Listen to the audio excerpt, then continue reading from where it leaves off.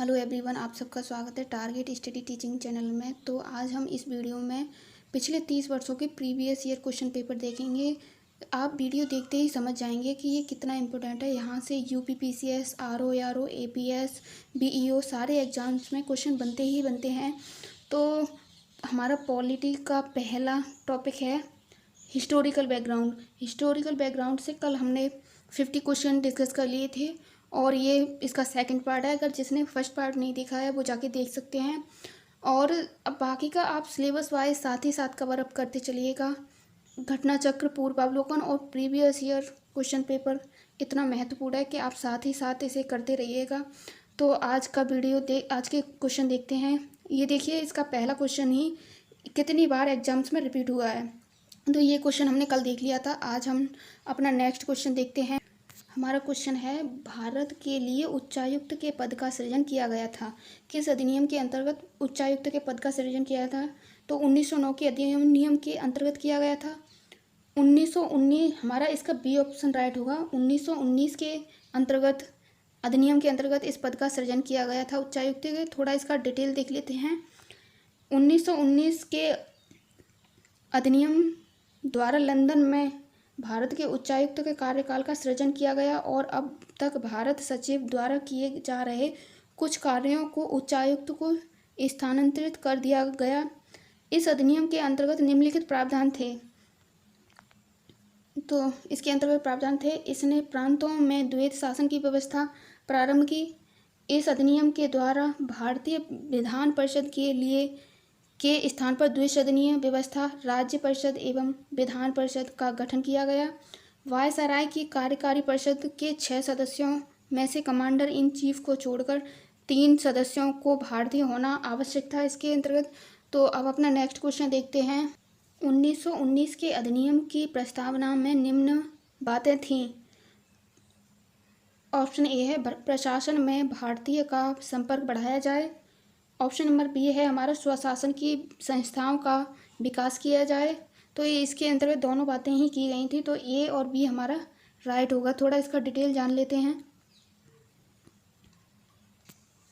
1919 के अधिनियम का मुख्य उद्देश्य प्रशासन में भारतीयों का संपर्क बढ़ाना और स्वशासन की संस्थाओं का विकास करना था, अर्थात उत्तरदायी सरकार की स्थापना करना था। प्रशासन में भारतीयों के संपर्क के अंतर्गत वायसराय की कार्यकारी परिषद के 6 सदस्यों में से कमांडर इन चीफ को छोड़कर 3 सदस्यों का भारतीय होना आवश्यक था इस अधिनियम के अंतर्गत।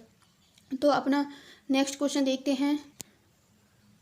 क्वेश्चन है, निम्नलिखित में से कौन सा एक भारत शासन अधिनियम 1935 में स्वीकार किया हुआ महत्वपूर्ण और स्थायी अवयव नहीं है? इसके अंतर्गत किसे शामिल नहीं किया गया था, ये पूछा है क्वेश्चन में। तो इसका देखते हैं। एक देश के लिए लिखित संविधान की बात की गई है भारत शासन अधिनियम 1935 में। क्या विधानमंडल के लिए निर्वाचित एवं जवाबदेह प्रतिनिधि होना चाहिए, ये बात की गई है। तो हाँ, ये है भारत शासन अधिनियम 1935 में। एक संघ की योजना का विचार, ये भी कहा गया है। विधानमंडल के लिए सरकारी सदस्यों का नॉमिनेट किया जाए, ये भी बात कही गई है। तो इसका हमारा ए ऑप्शन इनकरेक्ट है, वही हमारा सही है। देश के लिए लिखित संविधान की बात भारत शासन अधिनियम 1935 में नहीं कही है। थोड़ा इसका डिटेल भी देख लेते हैं साथ ही साथ।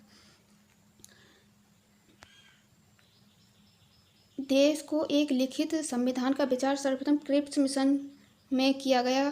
भारत शासन अधिनियम 1935 के द्वारा भारतीय रियासतों की एक अखिल भारतीय संघ की परिकल्पना की गई। इस अधिनियम के द्वारा प्रांतों में निर्वाचित प्रतिनिधियों द्वारा लोकप्रिय मंत्रिमंडल बनाए गए। वे विधानमंडल के प्रति उत्तरदायी थे। विधानमंडल में कुछ सरकारी सदस्यों का मनोनयन भी इस अधिनियम में विशेषता थी। तो अब हमारा next, government of India act 1935 में किसने दासता का एक नया अधिकार पत्र कहा था 1935 के एक्ट को? तो ये महात्मा गांधी ने नहीं कहा था, सरदार पटेल ये भी नहीं थे, जवाहरलाल नेहरू ने ये बात कही थी। और थोड़ा इसका डिटेल देख लेते हैं। देखिए, ये क्वेश्चन भी यूपीपीसीएस प्रीवियस ईयर है, 2013 में पूछा गया है।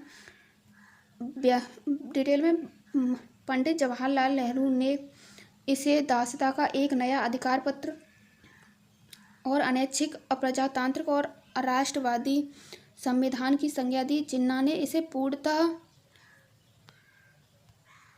पूर्णतः सड़ा हुआ, मूल रूप से बुरा और बिल्कुल अस्वीकृत बतलाया। क्रिप्स मिशन को उत्तरातिथीय चेक की संज्ञा गांधी जी ने दी थी। अब नेक्स्ट क्वेश्चन देखते हैं। ब्रिटिश संसद ने भारतीय स्वतंत्रता अधिनियम कब पारित किया? तो ये जुलाई 1947 में किया गया था। इसका थोड़ा डिटेल देख लेते हैं। तो इसमें कहा गया भारतीय स्वतंत्रता विधेयक 4 जुलाई 1947 को ब्रिटिश संसद में प्रस्तुत किया गया, जिसे 18 जुलाई 1947 को पारित कर दिया गया। सम्राट के हस्ताक्षर के पश्चात उसी दिन से यह अधिनियम प्रवर्तन में आ गया था। अब हमारा अगला क्वेश्चन है, भारत की संविधान सभा का परामर्शदाता कौन था? तो इस डॉक्टर BR अम्बेडकर थे क्या? डॉक्टर राजेंद्र प्रसाद ये भी नहीं थे। डॉक्टर KM मुंशी ये भी नहीं थे। श्री BN राव भारत की संविधान सभा का परामर्शदाता कहे जाते हैं थे। अब इसका थोड़ा डिटेल देख लेते हैं। तो भारत की संविधान सभा का परामर्शदाता श्री BN राव को थे। सभा के वरिष्ठतम सदस्य डॉक्टर सच्चिदानंद सिन्हा को सभा का अस्थायी अध्यक्ष चुना गया, किंतु 11 दिसंबर 1946 को डॉक्टर राजेंद्र प्रसाद को स्थायी अध्यक्ष और BN राव को संवैधानिक परामर्शदाता नियुक्त किया गया था। अब अपना नेक्स्ट क्वेश्चन देखते हैं आज का। कॉन्स्टिट्यूट असेंबली के अध्यक्ष थे डॉक्टर BR अम्बेडकर थे क्या? डॉक्टर KN काटजू ये भी नहीं थे। C राजगोपालाचारी ये भी नहीं थे। तो doctor Rajendra Prasad constitution assembly के अध्यक्ष थे। अब अपना नेक्स्ट क्वेश्चन देखते हैं। आज 1946 में गठित संविधान सभा के बारे में निम्नलिखित में से कौन सा कथन सही नहीं है? तो इसका सभी सदस्य भारतीय राष्ट्रीय कांग्रेस के तथा मुस्लिम लीग के द्वारा संयुक्त रूप से मनोनीत किए गए थे। तो ये भी नहीं है। सभी सदस्य ब्रिटिश सरकार द्वारा मनोनीत किए गए थे। अधिकतर सदस्य प्रांतीय विधान सभाओं द्वारा निर्वाचित किए गए। तो इसका हमारा C ऑप्शन राइट है। और इसका थोड़ा डिटेल देख लेते हैं। भारत के संविधान के निर्माण के लिए गठित संविधान सभा के अधिकतर सदस्य प्रांतीय विधान सभाओं के प्रतिनिधियों द्वारा निर्वाचित किए गए थे। अब हमारा नेक्स्ट क्वेश्चन है, भारत की संविधान सभा की अंतिम बैठक की सही तिथि बताइए क्या थी? तो ये थी 24 जनवरी 1950 इसकी सही डेट थी। अब इसकी थोड़ा डिटेल। संविधान सभा की प्रथम बैठक 9 दिसंबर 1946 को हुई, जिसकी अध्यक्षता डॉक्टर सच्चिदानंद सिन्हा ने की। इसके लिए कुल अधिवेशन हुए थे। इन अधिवेशनों के अतिरिक्त संविधान सभा की अंतिम बैठक 12वीं बैठक 24 जनवरी 1950 को हुई थी। इसी दिन सदस्यों ने संविधान पर अंतिम रूप से हस्ताक्षर किया तथा डॉक्टर राजेंद्र प्रसाद को भारत का प्रथम राष्ट्रपति, अंतरिम राष्ट्रपति चुना गया और संविधान सभा का उसे अंतरिम संसद में परिवर्तित कर दिया गया। संविधान पूर्ण रूप से 26 जनवरी 1950 को लागू हुआ। अब अपना नेक्स्ट तो क्वेश्चन है, भारत की संविधान सभा का गठन कब किया गया था? किस प्रस्ताव के अंतर्गत? क्रिप्स प्रस्ताव के अंतर्गत किया गया था क्या?